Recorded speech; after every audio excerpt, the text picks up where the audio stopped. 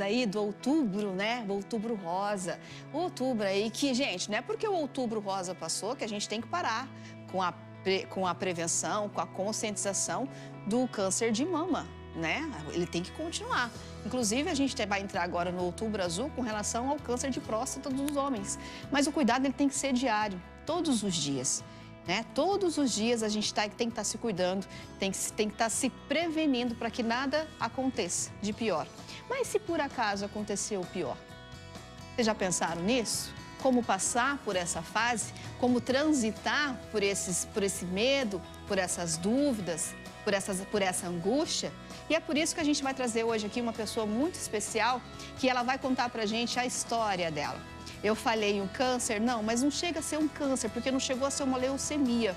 Mas ela vai explicar pra gente direitinho o que aconteceu na vida dela.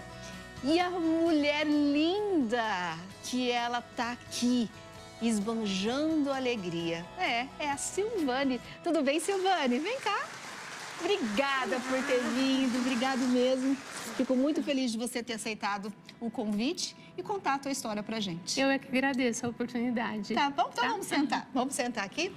A tua menina tá ali no fundo, né? Gravando tudo. Olha lá, tá Sim. toda gravando. Minha luz. Sua luz, Minha olha luz. só que bonito.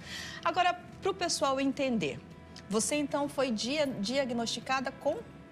Anemia falciforme. Tá. É uma anemia hereditária que ela faz uma mutação na medula e essa medula ela então começa a fabricar as células ao invés de células redondas, ela fabrica as células meia-lua. Por isso o nome anemia falciforme. Forma de foice, Olha. né? E gera, assim, inúmeras complicações nos pacientes, né? É uma anemia que, assim, ouvindo falar anemia, não se sabe a gravidade que ela tem. É uma anemia pouco conhecida. Hoje em dia é mais divulgada, porém pouco conhecida. E você ficou sabendo desse teu diagnóstico quanto tempo? Aos 3 meses de idade. 3 meses? 3 meses de idade, A minha mãe e o meu pai, né, se casaram muito jovens, tiveram 3 filhos, eu sou a mais velha. E assim, aqueles bebês, os 2 primeiros, né, que tinham um outro porque ele veio a falecer, chorando muito e não se sabia o que era, foi então que foi diagnosticado com essa doença. Infelizmente, não deu tempo de curar, não deu tempo de tratar o seu irmão. Tá. E eu venho nessa vida há 43 anos e ano passado Deus me olhou e falou, não, chegou a sua hora. Mas o que você sentia? Quais são as dores que você sentia? Porque quando a gente fala de anemia, geralmente é falta de ferro, é isso? A anemia é normal, né? A anemia falciforme não, ela dá muitas crises de dores vasoclusivas nos ossos, como se fosse a leucemia, por isso que ela é muito confundida com a leucemia. Ela tem mais ou menos os itens que a leucemia dá, ela dá também. Porém, no meu caso, né, tem muitos pacientes que conseguem passar a vida assim quase normal, mas no meu caso eu fazia muitas transfusões de sangue, eu tive 2 embolias pulmonares que me levaram para a UTI. E há um mês antes de eu começar todo o meu processo, eu já estava fazendo oxigenação em casa. Eu ficava 20 horas no oxigênio, carregando o cilindro. Aquela malinha, né? Então assim, eu confesso para você que foi assim, eu cheguei no êxtase do meu... Você pensou assim, Senhor, para mim deu. Deu, né? Porque assim, é uma doença que não deixa engravidar. Eu tive essa bênção, que é a Ayla, né? Eu passei, consegui, por mais que foi muito difícil, a ponto do médico falar, olha, falou para o meu marido, para o meu pai, vamos tirar a bebê, senão a Sil não vai aguentar. E em momento nenhum eu falei, ou vai as 2 ou fica as 2. Oh, Senhor. Então assim, a minha história é uma história assim, de muita superação, é uma história de muita força, muita determinação.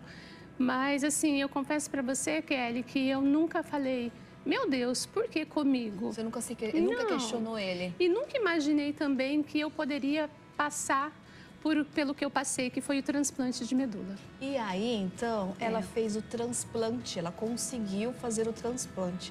Mas vocês pensam que é fácil? Não foi, não. Mais difícil do que eu imaginei. Eu sempre fui cuidada pelo Dr. Francismar, hematologista aqui de Maringá, e ele já havia me indicado o transplante 2 vezes, né? Porém, na anemia falciforme, só se faz o transplante de parentes de primeiro grau, ou irmãos, ou mãe, ou filho, né? E eu tenho um irmão, que o nome dele é Robson, que inclusive está nos assistindo. Quero mandar um grande abraço para o meu anjo protetor, né? E o Dr. Francismar sempre me dizia assim, vamos fazer o teste no seu irmão, e eu nunca tive coragem, porque eu sabia que se ele não fosse, ia acabar a minha esperança. Eu falei, então deixa para o dia que eu realmente precisar. E você ficou quanto tempo? Longe. Não longe, mas para tomar essa decisão. Não, eu não tinha mais opção.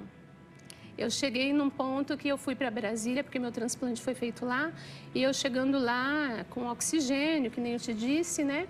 O médico falou para mim, ele me disse uma frase que para mim vai ficar marcada para o resto da vida. Sil, eu não sou Deus, mas eu não te dou mais 3 anos de vida. Então, para mim foi uma coisa assim, é agora. Então, a gente também não sabia se o meu irmão seria o doador, né? E eles testaram o Robson e a minha filha. E para a honra e glória de Deus, aconteceu mais do que o esperado, o Robson foi 100% compatível comigo. Oh, Senhor! Sim. Isso porque a gente ouviu no começo dessa história, ela falar pra gente que ela teve um outro irmãozinho com a mesma situação sua, que acabou falecendo. Sim. Então, gerou muitas dúvidas. Muita. Ainda mais assim, que nem eu te disse, eu sempre tive indicação, mas eu nunca tive coragem, porque eu sabia que era um processo muito difícil.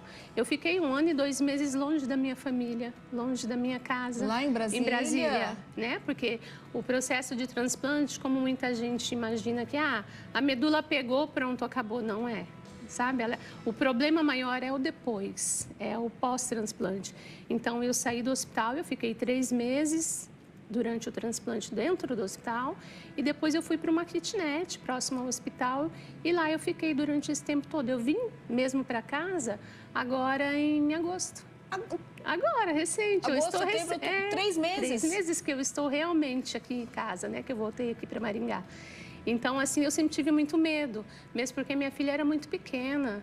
Então, como que eu ia ficar esse tempo todo? Mas aí, assim, eu falo que Deus, ele é muito perfeito nas coisas que ele faz, né? Então, assim, ele precisou me mostrar que eu não tinha mais caminho, porque, como diz o Dr. Francismar, mesmo passando por muita coisa, eu sempre tive a doença, ela nunca me teve. Ela nunca me teve. Então, assim, era coisas assim, eu saía do hospital em uma semana, na outra semana eu estava super bem. As pessoas falavam, mas você não estava no hospital? Então. Né? E eu falava sim, porque eu não tinha essa expectativa de transplante, de ter a cura, não. Eu nunca pedi isso. Eu teve um dia, inclusive, no hospital, depois das quimioterapias, porque eu fiz quimioterapia, eu fiz radioterapia, e eu muito cansada, e eu falei, Senhor, eu nunca pedi isso. Me tire daqui, eu não quero isso para mim, né? Porque, assim, a parte humana da gente é muito fraca, né? E ele me mostrou, falou, não, é o seu momento, é a sua hora. E faz 1 ano e 1 mês que eu estou transplantada, que a minha medula pegou, e eu estou aqui, cheia de projetos, porque eu nunca pude.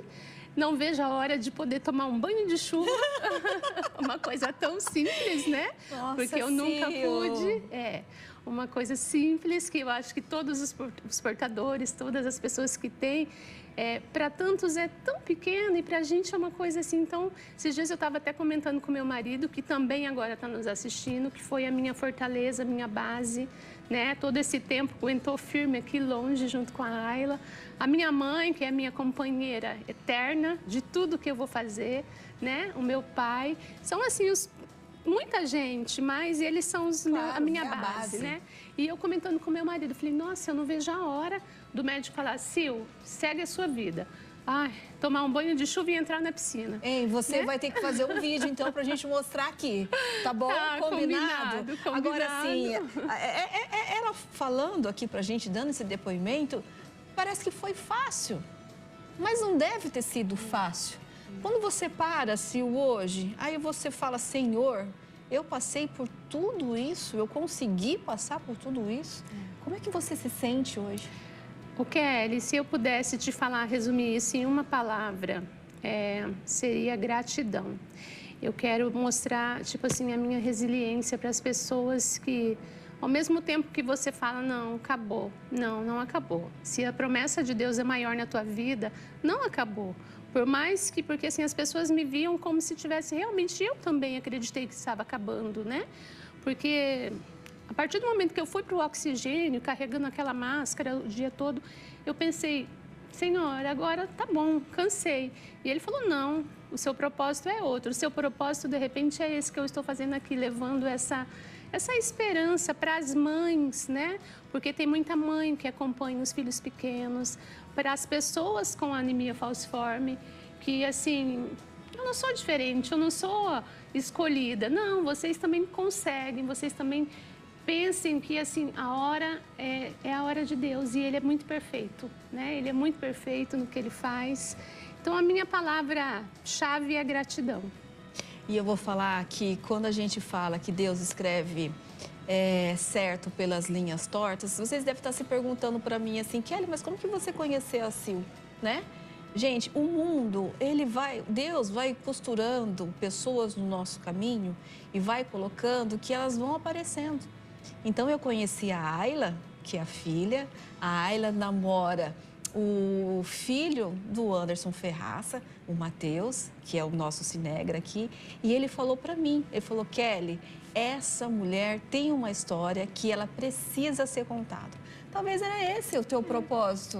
Na verdade, é esse o teu caminho que você tem que começar a seguir. E assim, eu ainda não fiz faculdade, porque eu sempre fui muito limitada. E os meus planos hoje é de fazer faculdade. Vou entrar, assim que eu tiver de alta, né? Eu vou entrar na faculdade, quero me formar em psicologia e quero me especializar em psicologia hospitalar. Porque como eu já estive do outro lado, eu vou saber, eu acredito que o meu coração vai se abrir ainda mais, né? Para conseguir ajudar a família, o próprio paciente. Então, assim, o meu propósito ainda está grande. Porque, querendo ou não, eu acho que quando você se encontra no hospital, no leito do hospital, ou em casa mesmo, doente, a gente é muito vulnerável. Demais. A gente é muito frágil. Demais. Demais. E me fizeram uma pergunta hoje mesmo. Qual foi a sua pior fase, né? O que você tirou disso? Eu tiro, assim, eu sempre digo isso para minha família mais próxima. Gente, a gente não tem problema. Problema é saúde. Problema é você estar em cima de uma cama de hospital sem saber se você vai, né, sair, sem saber, assim... Então, isso para mim foi uma lição. Eu já era muito grata, eu já era uma pessoa muito calma em relação a isso, né? Eu nunca fui revoltada, não. Mas hoje em dia eu vejo que outras coisas a gente consegue manusear, né? Agora, a saúde não. Se você tem saúde, você não tem muito problema, não. E você falou que o Robson está assistindo a gente, né? Tá, ele está assistindo a gente. E aí, uma mensagem para ele. Uma mensagem para o Robson? Aqui, ó, nessa câmera. Aqui. Nessa câmera. Você é minha luz. A minha alma sempre amou você, meu coração sempre te amou. Mas agora Deus nos uniu de uma forma que ninguém separa mais, né? Eu digo para ele que além de irmãs, a gente é meio pai e filho agora, né? Ele me deu a vida novamente. Então, você é minha luz. Sim, eu quero te agradecer muito por você estar aqui comigo, contar a tua história. Que hora que eu te liguei, você falou, nossa, eu não acredito! E você vem? Eu falei, venho! Então, assim, eu achei você uma pessoa muito aberta, né? Que realmente quer contar a tua história.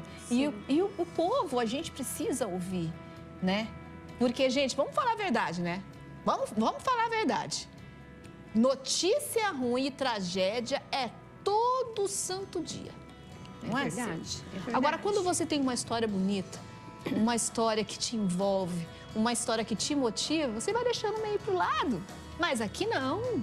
Por isso que eu quis trazer você, Sil. Que bom. Eu que agradeço a oportunidade e é isso. Sejam gratos, né? A pessoa tem que ser grata e por mais que você esteja numa fase muito difícil, Deus é misericordioso e Ele é perfeito. Ele foi assim comigo e Ele é com todos os filhos, né? Parabéns. Obrigada. Deus te abençoe e que você consiga guiar todos os seus planos e que você tome um banho de chuva logo e caia na piscina.